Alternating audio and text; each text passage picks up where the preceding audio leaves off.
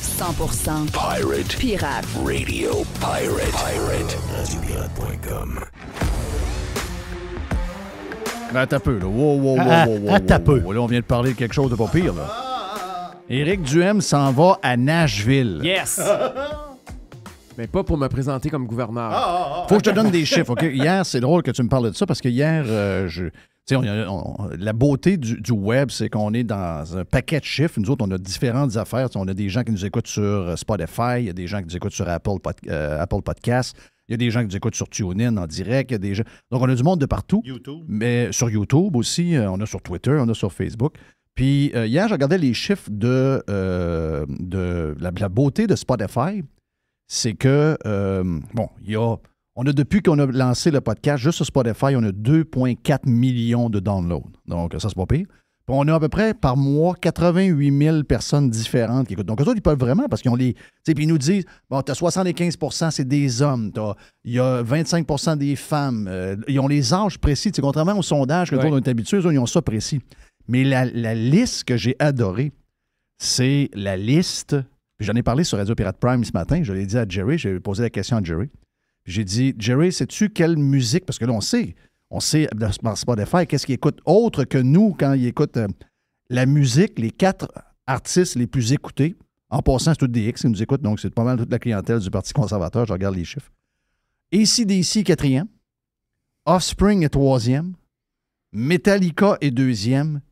Et quel est l'artiste le plus écouté par les auditeurs de Radio Pirate Live? Ça doit être quelque chose de country. C'est Luke Combs.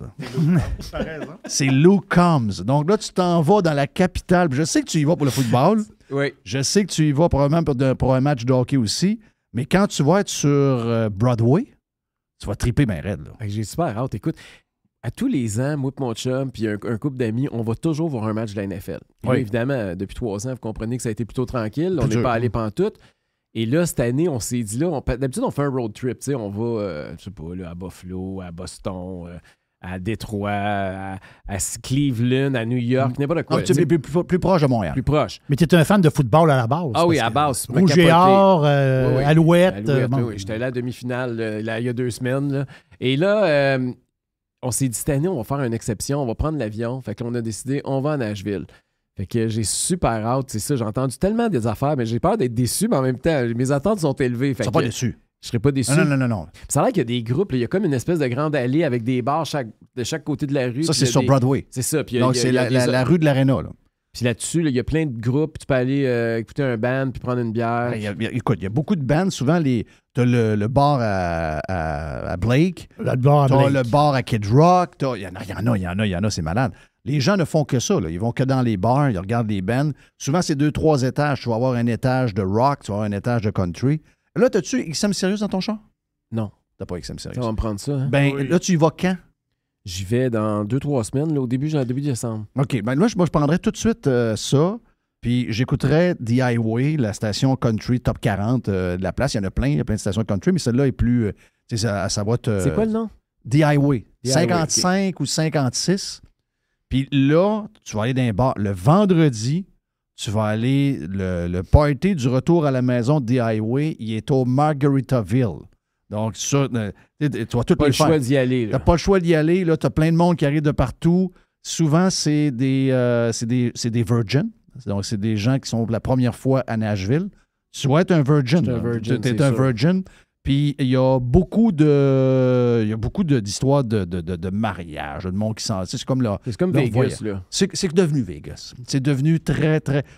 Les casinos en moins, puis le country en plus. C'est ça. Party. Énormément de party. Beaucoup de boissons. Il faut que tu sois prêt à être capable de prendre de la liqueur puis beaucoup de bière. Je prendrai pas mon char cette fin de semaine-là. Si le maire de Nashville était Bruno Marchand, d'après moi, il collerait le surtourisme. Il capoterait. Oui, ça, c'est du surtourisme. Il capoterait bien. Oui, il y a un surtourisme. OK, ça, c'est grave. C'est triste, une si belle ville, puis le surtourisme est en train de la tuer. Mais c'est les Bengals. C'est Bengals contre les Titans que tu vas voir. Oui, je pense que c'est le 27. Non, c'est pas ça. Non, c'est plus tard que ça. Oui, c'est au début décembre. Regardons la prochaine. Donc, c'est le 11 décembre? Ça se peut-tu? C'est quoi les Jaguars. Oui, les Jaguars, c'est ça. Ah, mais c'est bon aussi. Oui, c'est bon. Tu as le blond. T'as le beau blond. T'as le beau blond. Mais de toute façon, on y va parce que c'est plus le happening, c'est le tailgate, c'est toute l'ambiance. Puis c'est le fun de comparer une ville américaine à une autre avec son stade de football et ses fans. Ça dit beaucoup sur où tu te trouves. Ça se passe pas mal là.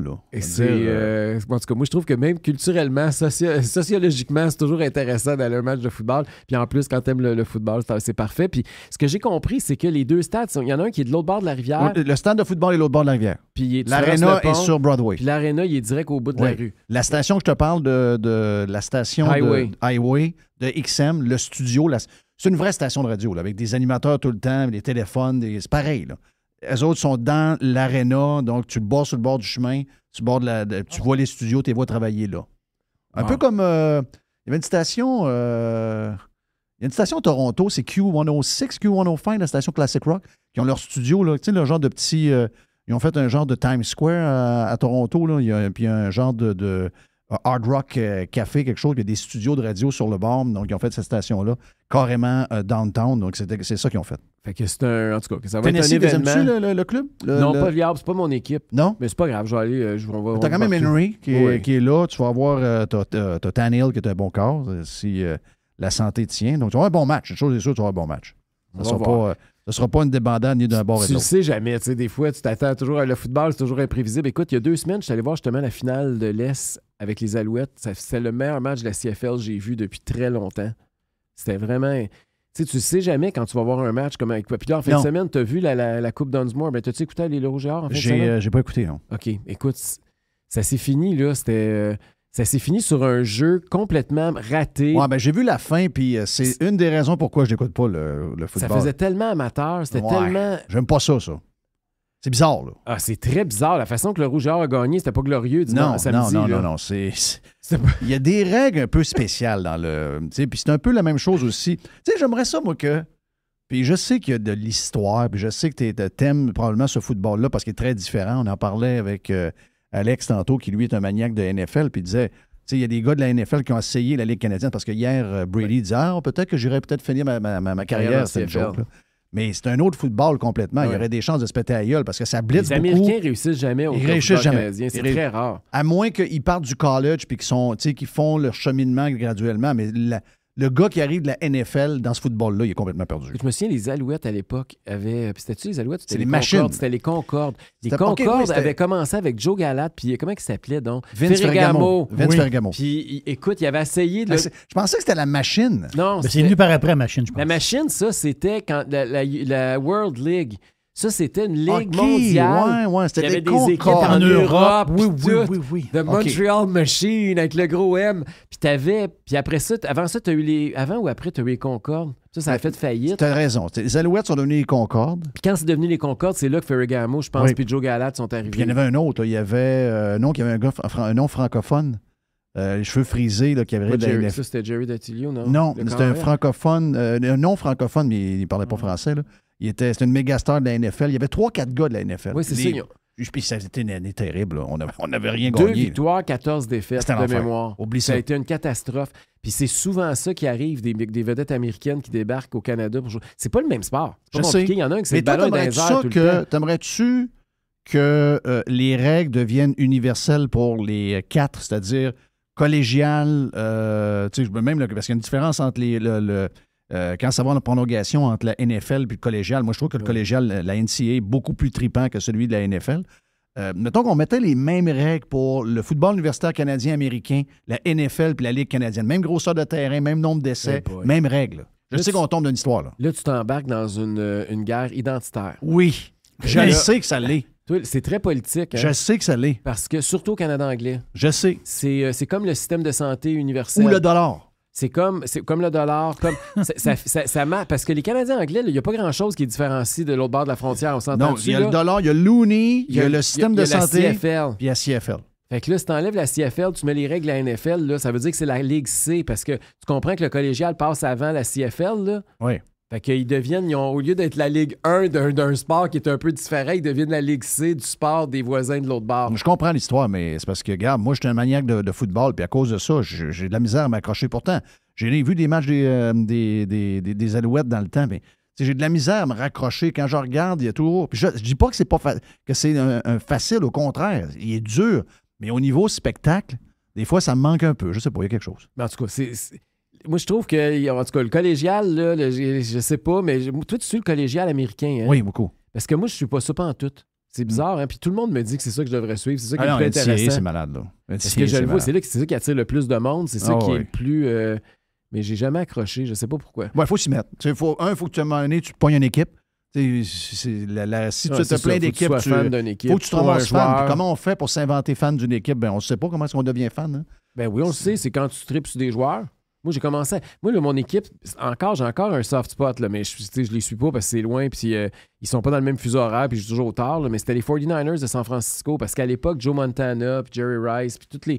Tu te souviens de l'espèce de dynastie qu'il y avait? Tu sais, je tripais sur Joe Montana, je tripais sur l'équipe. C'est un duo incroyable. Mais oui, c'est ça, c'était capoté. Fait que tu commences à suivre une équipe normalement parce qu'ils ont des bons... C'est rare que tu pognes le dernier dans le classement puis tu te mets à devenir un fan, à moins que tu sois loser. Mais... Non, c'est ça. Il y a toujours quelqu'un, c'est ça. Moi, mon père, puis j'ai un peu aimé les Cowboys à cause de ça. Mon père tripait sur Landry, le coach avec la grande jaquette puis son chapeau. Puis moi, j'ai tombé... Moi, c'est Marino. C'était Don Shula puis Marino. Moi, c'était vraiment Marino. Marino, la minute qui est arrivé de Pittsburgh, de l'Université de Pittsburgh, je sais pas pourquoi, qu'est-ce qui est arrivé, je l'ai vu à la TV, les grands passes, tout, j'ai trippé dessus, puis ça a été fini. Mais là, quand les Dolphins, là, ils vont bien, mais quand les Dolphins allaient mal, je voulais changer d'équipe. Je m'étais acheté une tuque des Steelers. Oh, t'avais viré Pittsburgh. Ouais, je vais m'acheter une tuque des Steelers. Tu sais, je me disais, peut-être que j'achète du stock, ça va réussir à changer. Ça marche pas de même. Ça marche pas de même. Fait que tu t'es déguisé, puis ça n'a pas marché. Ça n'a pas marché. Il n'y a rien qui marche. Achète-toi pas de talons hauts, là, ça marchera pas. Ah ouais, ça aussi. OK, je pensais que ça marchait, les affaires. Ça marche pas partout. Mais en tout cas, c'est ça. Fait que moi, j'ai jamais voulu prendre pour les Dolphins parce que j'aime pas le bleu poudre. L'espèce de bleu aqua. C'est aqua, ouais, mais là, ils reviennent avec le vert traditionnel. D'ailleurs, hier, le Canadien aussi était bleu. C'est bizarre. C'était vraiment. As-tu regardé ça? Ouais, c'est pas. C'est le 3e, 4e gilet, je sais pas trop. Ouais, c'est pas. C'est le gilet Expo, mais surtout, ce que j'ai pas aimé, c'est le tweet de François Legault un matin, là. Qu'est-ce qu'il a fait? Ben, il a trouvé que c'était un beau toi, bleu. t'aimes rien de Legault, là. Mais non, mais attends, là, il a dit, avez-vous remarqué comment c'est un beau bleu, tu sais? C'est un bleu nordique des années 70. Lui, il trouvait que ça faisait bleu cac. Fait que quand il m'a dit ça, c'était un turn-off. C'était un turn-off encore plus. Moi, j'embarque avec toi. Là que j'embarque. Parce que là, moi non plus, je ne veux pas, ces histoires. Je veux pas avoir ces maudites patentes. Non, m'en as-tu parlé de politique, moi, là? Ou je sais pas. On parle de football ou de hockey? Hey, moi, en parlant de Legault, là, quand Legault me dit hier qu'il n'y aura pas le retour des masques obligatoires, si je me fie à son comment ça s'appelle ça? Son track record. Son track record. Ouais, son track record, voilà. Donc, son track record, d'après moi... son bilan. D'après moi, il fait arracheur de dents pas mal. Là, et ça ment comme un arracheur de dents. J'ai l'impression que... Est-ce qu'il peut l'obliger? Dans le sens qu'il faut qu'on retourne en loi spéciale. C'est ça. Là, ce matin, le ministre Christian Dubé est ressorti en conférence de presse. Il a confirmé ce que Legault avait dit hier, en donnant un peu plus de détails. Mais c'est sûr que... Et là, c'est toujours le diable est toujours dans le détail, hein? Ils disent pas pour le moment. OK. Ouais, ben c'est... Ils recommandent... Voilà. On recommande fortement. Ça, c'est correct. Pas pour... Mais dire ce qu'ils veulent. on n'obligera pas pour le moment. Ben moi, c'est pour le moment. Pour le moment, mais pour le moment, ça veut dire quoi? Ça veut dire qu'à un moment donné, ça va revenir? Ça veut dire qu'à Noël, on va l'avoir. Arrête! Avez-vous vu l'article dans la presse en fin de semaine qui disait avant d'organiser vos parties de Noël, attendez, là? J'ai vu. C'est malade. Mais il y a énormément de pression des médias, puis on sait que la CAQ sont très sensibles à l'opinion des médias, puis il y a un consensus. Il n'y a pas grand monde qui défend ça, parce que là, en toi et moi, si le masque avait marché, on l'aurait su l'année passée. Là. On a eu 3,5 millions de personnes double vaccinées.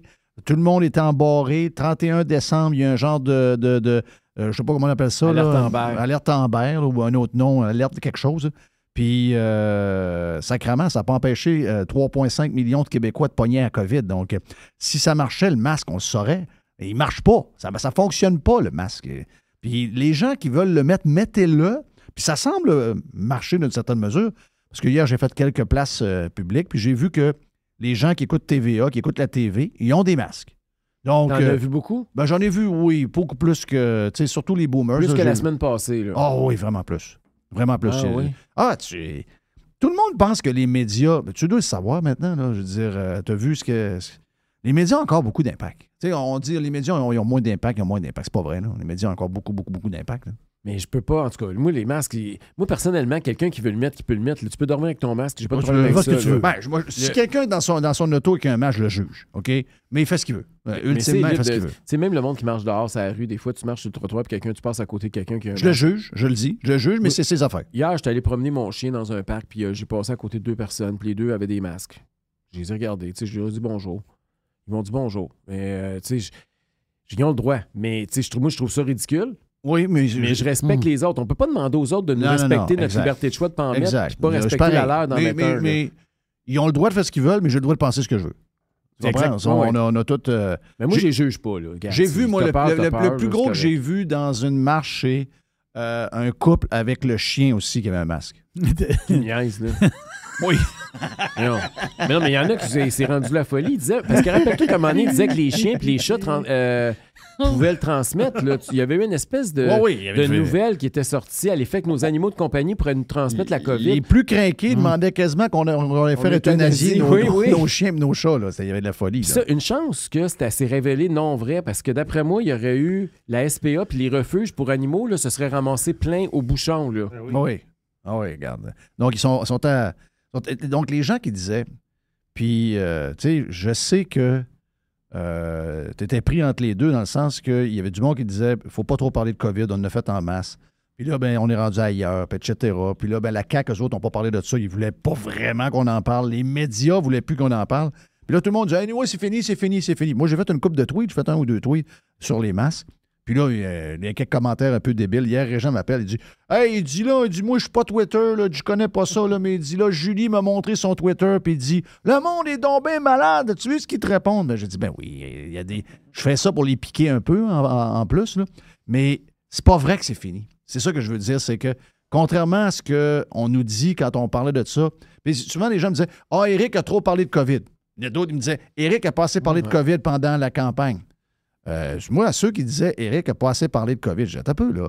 Faut pas oublier ce qui est arrivé parce que c'est arrivé, il faut s'en souvenir, on a été bafoué, mais une chose en plus qu'il faut se rappeler, c'est que c'est pas fini dans le tête.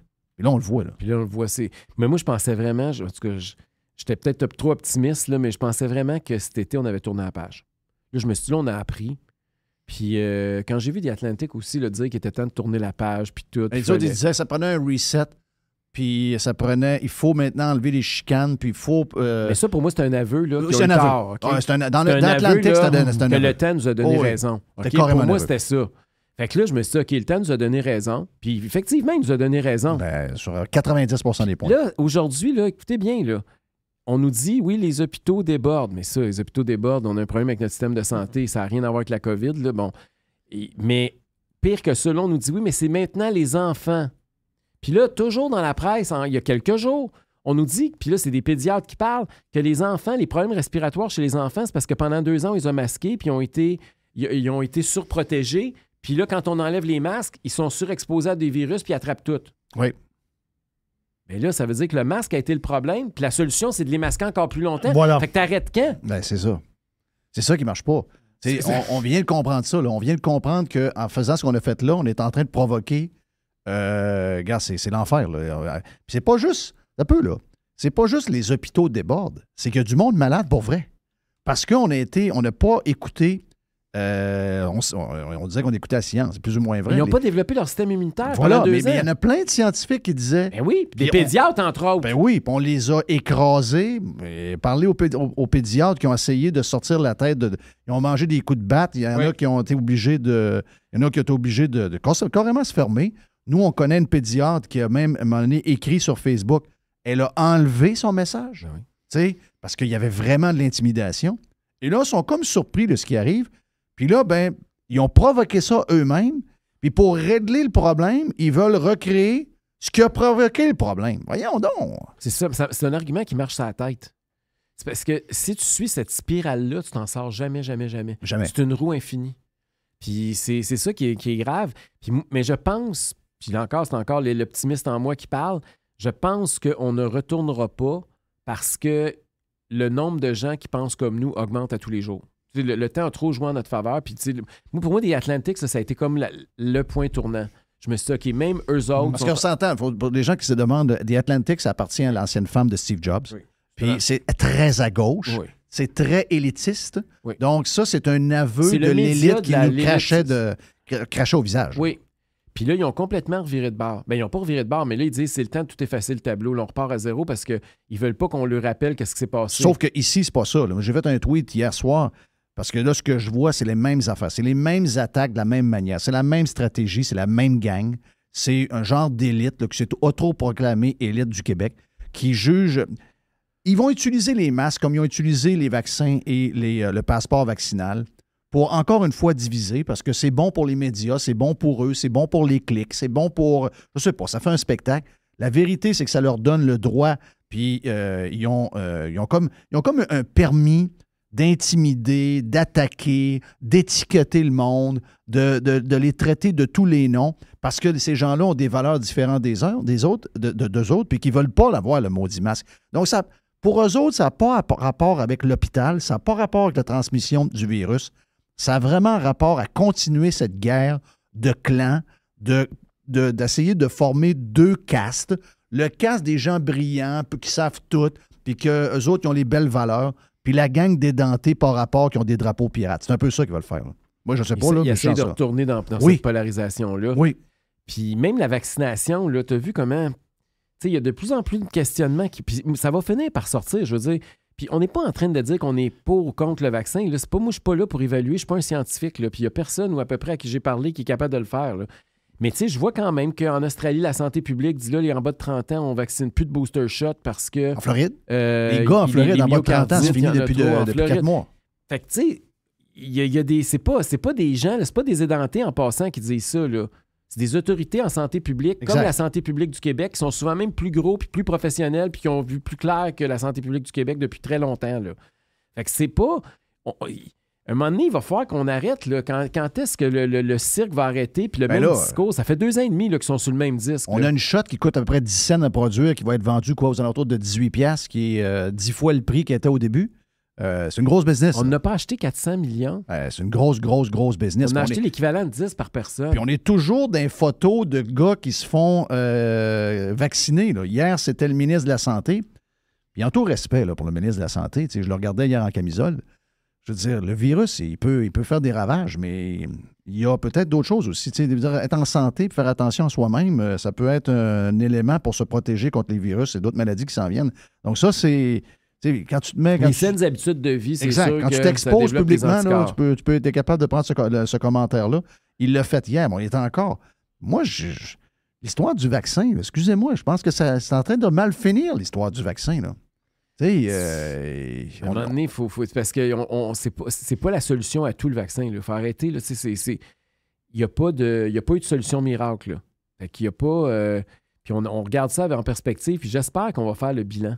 Parce que moi, ce que j'ai peur, là, c'est l'espèce de... Tantôt, on parlait de l'Atlantique, là, mais j'ai peur de ça. Là. J'ai peur qu'ils fassent tout, puis c'est comme si c'était rien passé. Ouais, c'est ce qu'ils veulent. Puis c'est un peu ce qu'ils font. On n'évalue jamais. Écoutez, ça a été la plus grosse perturbation artificielle créée par un gouvernement à des vies des individus de notre vivant. Là. C'est pas vrai qu'on va laisser passer ça sans avoir un minimum d'évaluation sur les impacts que ça a eu, autant positifs que négatifs. Ouais, c'est clair. Moi, ce qui m'énerve, là, le ministre sort, là, il parle de patente, là, mettre les masques, il recommande, après ça, c'est le vaccin.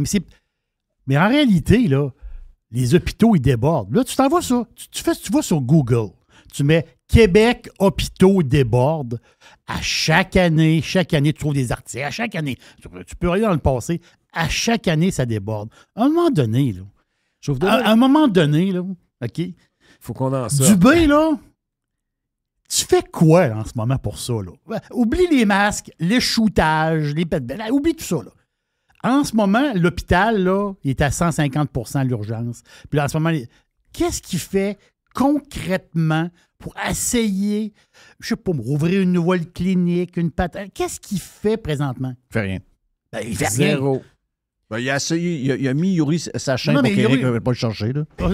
Mais des patentes d'hôpitaux privés. Là, il a fait c'est un discours là, à date. C'est un discours. Rien. Mais qu'est-ce qu'il fait? C'est ça l'affaire. En cas, je sais que le premier ministre lit encore des livres. Là. Ça, c'est sûr. Je vais vous donner un autre exemple. La semaine passée, vous le savez, ils ont dit que les employés, puis il était très, très, très temps, qui ne sont pas vaccinés, n'ont plus besoin d'aller se faire tester 3 fois par semaine. Imagine-toi, c'est encore là, ça. En fin de semaine, dimanche, quelqu'un ici à Québec qui travaille dans un centre de dépistage m'écrit et me dit « Là, Éric, c'est le bout de la merde. Il y a des employés qui n'ont pas encore été informés. Ils continuent à venir se faire dépister, puis nous autres, on ne peut pas leur dire qu'ils ne sont pas obligés. » OK, ils ne peuvent pas leur dire. Fait que les gens arrivent là, ne savent pas. Ils n'ont pas eu la directive du CIUS ou du syndicat. La personne ne peut pas dire « Hey, t'es-tu au courant que t'es pas obligé? » Retournez chez vous, tu n'as plus besoin d'être vacciné. Mais c'est fou que raide, là, pensez-y. Ils ont annoncé aussi, avant d'annoncer que ces gens-là n'avaient plus besoin de se faire vacciner, ils avaient annoncé qu'ils demandaient à des gens qui avaient la COVID, des infirmières qui avaient la COVID, de retourner travailler. Fait qu'il y avait des filles qui travaillaient avec la COVID, puis parce qu'ils étaient vaccinés, ils avaient le droit de travailler. Il y en avait qui n'avaient plus le droit de travailler parce qu'ils sont non vaccinés et ils ne veulent pas se faire tester. Puis après ça, les autres, on les oblige à se faire tester 3 fois par semaine. C'est malade. C'est complètement... Il n'y a absolument aucune logique. Et là, tu te dis, où c'est qu'on s'en va avec ça? C'est quoi le message que le gouvernement est en train d'envoyer? Puis, méchante dérape. J'étais en Abitibi la semaine passée. Je m'en vais dans un rassemblement. Il y a un gars qui arrive avec un masque. C'est rare dans des rassemblements conservateurs que le monde se présente avec des masques. Mais mettons, oui. Je sors la main. Fait que là, je pose la question. C'est bien naïvement. Là, je dis, OK, tu portes un masque, t'es-tu immunosupprimé? Ça se pose comme question. Il me dit, non, j'ai la COVID. Hein? Ouais. Et là, qu'est-ce que tu fais ici? Fait que là, il me dit, ben là, je voulais absolument te venir, je m'en vais. Là, j'étais juste venu te dire bonjour. Ah, c'est boire. Mais là, j'ai le droit de sortir à cette heure. Non, ça. Là, non, mais c'est parce que tu comprends. Le monde est mêlé, là. Oui. Le monde est mêlé, là. Le monde... c'est ça, l'histoire. Non, le monde est mêlé, là. Non. Non, tu peux pas donner-leur pas raison, joie le vert, reste chez vous. Là, il dit, oui, je vais m'en retourner, là, t'as raison. Mais les gens, ils ne comprennent pas. C'est ça qui est, au lieu d'expliquer, à force d'expliquer des affaires tout croche, qui n'a aucune logique, puis que ça change tout le temps, ben, les gens, ils ont comme, à force de materner du monde, là, c'est ça, ils réfléchissent plus. C'est ça, je veux dire. Très bon Jeff. point. C'est qu'ils suivent ce qu'ils entendent. Fait que là, le gouvernement leur a dit, t'as la COVID, t'as le droit de sortir, mais faut que tu mettes un masque. Il a mis ça en masque, c'est venu. Ouais. Mais il n'a pas réfléchi. Oui, il n'a pas réfléchi. Comme les gens réfléchissent plus sur les Guylaine Tanguay. Là, le gouvernement pense pour moi, puis il me dit quoi faire. À la lettre. C'est ça. Je me demande si ça, c'est pas plus dangereux que la COVID puis tous les autres impacts que ça a eu. C'est la dépendance au gouvernement. Là. Mais c'est incroyable. Hey, avant que tu partes, je vais changer de sujet. 5 minutes, 3 minutes. GNL Québec s'est enterré par Pierre Fitzgibbon qui est en Égypte. Belle place en passant. On est loin d'être au Caire où c'est c'est ça, là. C'est une belle place. C'est une station balnéaire. Ouais. Oui. Fitzgibbon a dit, alors que pendant la campagne, c'est pas ça qu'ils ont dit. Ils ont dit l'inverse. On n'est pas au premier mensonge des politiciens qui se ramassent au pouvoir là, pendant une campagne électorale. C'est quasiment devenu une manière de faire, c'est une culture. Sauf que pendant ce temps-là, on apprend que. On sait que le boss de l'Allemagne est venu faire un tour. Il est venu quêter du gaz. Le chancelier est venu. On lui a dit à un moment donné, on va t'envoyer une boîte par UPS, on va t'envoyer une boîte d'énergie verte. Là, c'est quoi déjà? C'est de l'hydrogène vert. Oui. Ils ne savent même pas de quoi ils parlent. Autrement dit, on n'a rien à vendre. Ils n'ont rien à vendre. Qu'est-ce qu'on a? OK? Donc là, lui, il est même allé béguer la Chine la semaine passée. Là. C'était pas beau. Là. Je me demande, j'essaie d'imaginer comment, quand même un pays important, là, un pays qui au niveau technologique est avancé, et tout, mais là, ils ont tellement besoin de gaz, puis surtout qu'ils ont des températures froides. Ils ont eu ça la semaine passée. On l'a vu au match de football de Tom Brady. Mais on a vu quand même comment ils sont capables de se virer de bord, les Allemands. En l'espace de 19 semaines, ils ont fait un port méthanier. OK? 19 semaines. C'est incroyable. C'est 19. C'est au moment où ils sont dans la marde. Là, ils sont dans la marde. C'est combien d'années ici, là? C'est un peu, 4 ans? Oui. Le BAP, le CI, le... Les salamandres, les grenouilles, le foin. Et mon feeling, c'est que l'Allemagne, c'est pas la Chine puis c'est pas le Mexique. D'après moi, ils sont organisés pas pire. Là. OK? Ils savent ce qu'ils font. 19 semaines, ils sont prêts à avoir des bateaux. Là. Wow. Puis nous autres, en même temps, on annonce que nous autres, on est complètement immobiles. Qu'est-ce que ça dit sur nous? Tu sais, plein de gens adorent aller en Europe. Moi, c'est l'Europe. Je comprends que l'Allemagne, c'est peut-être pas leur place, mais je veux dire, il n'y a pas rien que l'Allemagne qui a besoin de gaz. La France en a besoin, l'Angleterre en a besoin, non, tout besoin. L'Italie en a besoin, ils ont tout besoin. Toutes les places que vous aimez, là. Moi, j'aime ça, aller en Europe. L'Europe, j'aime ça. J'y vais une fois par 2 ans. J'en suis. Je t'exclus. Mais 95% des gens qui aiment aller en Europe, là, tu lui dis, ouais, mais j'ai le Québec pour donner un coup de main aux gens que t'aimes. Oh non. Oh non. Mais quoi, non? Mais non. Je sais pas trop pourquoi. Comme pour les mêmes raisons que tu sais, là, c'est qu'à un moment donné, ils écoutent la TV ou ils ne savent pas trop. Mais sur nous, là, ça me semble que ça veut dire quoi? Tu sais, les objectifs green, ça me semble que tout ça est faux. C'est le bien fake. paraître. C'est toujours le même problème. C'est bien paraître. Nous autres, on n'en produit pas. On exporte la pollution chez nous. On importe le pétrole puis le gaz, puis on exporte la pollution. Oui. Fait que nous autres, notre territoire, tout est beau. Tout est parfait. Fait que même si on avait de l'activité qui permettrait de réduire à l'échelle planétaire les gaz à effet de serre, mais si nous autres, ça augmentait notre bilan, ben là, c'est pas bon. Ouais, mais si le bilan global baisse. Comme si la pollution arrêtait aux frontières. Comme si le fait d'envoyer ça ailleurs, c'était mieux. Mais les valeurs fondamentales d'une société, quand on vit en gang, tu sais, moi, on me dit ça, ouais, mais tu veux pas mettre de masque, toi, la collectivité t'importe peu. Ah ouais, ben la collectivité pour GNL Québec, t'en fais quoi? C'est pas pareil. C'est pas pareil. 14 milliards au Saguenay, c'est pas important. Ouais. Tu sais, GNL, puis le projet méthanier qu'il y a eu. Ici, Rabasca, ici à Québec. Ben oui. Tu sais, je veux dire, on s'entend qu'on est là aujourd'hui. On a l'Allemagne a un partenaire qui est capable d'aller mener du gaz, puis ils ne gèleront pas, là. Là, tu es au courant aussi que quand il est venu, le chancelier, oui, il a parlé d'hydrogène vert, puis il n'avait pas le droit de parler à l'agenda. Là, autant Fitzgibbon qu'à Ottawa, ils ont fait enlever l'idée du gaz naturel sur l'ordre du jour. Mais en même temps, on est en train présentement d'exporter quelque chose en Europe pour leur permettre de passer au travers l'hiver puis de se chauffer. C'est du charbon. Et là, parce qu'ils sont en train de convertir des centrales au charbon. Oui. Et ça pollue 60% plus. Fait qu'on est en train d'exporter quelque chose qui va polluer beaucoup plus en Europe pour pas dire qu'on va... Mais qui envoie ça? Nous autres, au Canada. On va vendre du charbon à l'Allemagne. Oui, on va vendre du charbon à l'Allemagne. Et là, ils vont vendre ça... Parce que là, l'Allemagne, ils ont besoin de tout. Là. Ils prennent n'importe quelle forme d'énergie là, parce qu'ils savent même pas s'ils vont être capables de chauffer le monde cet hiver. Là.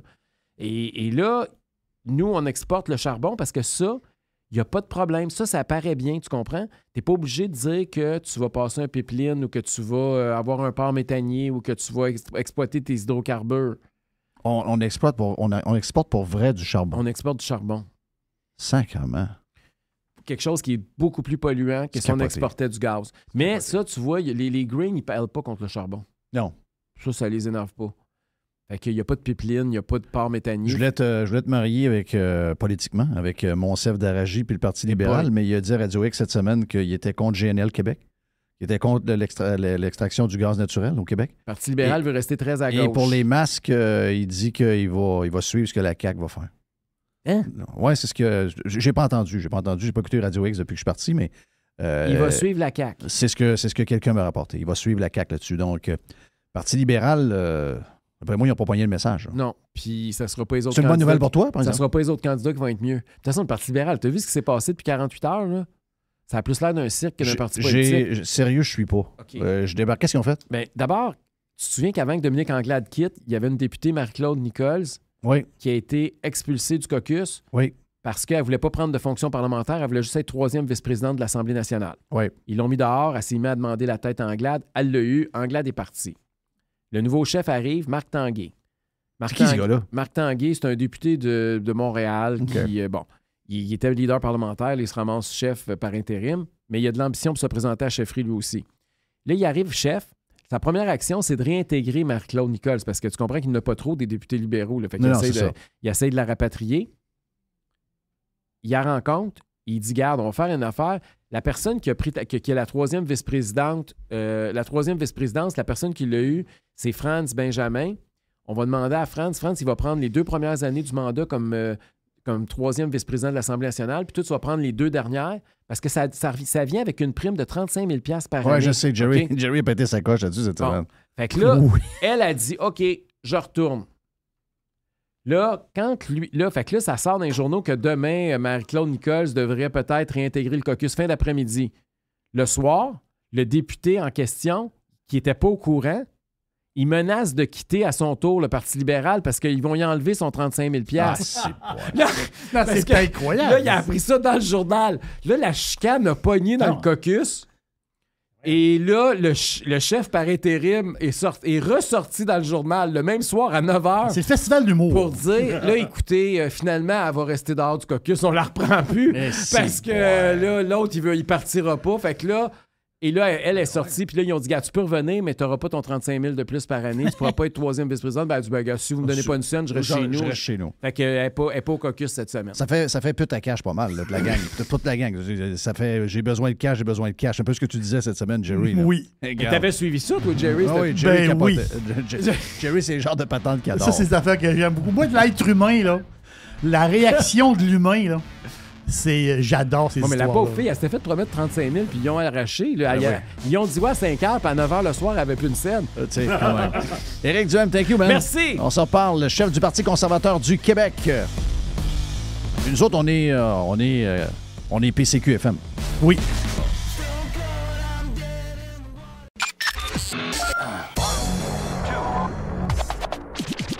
I love it.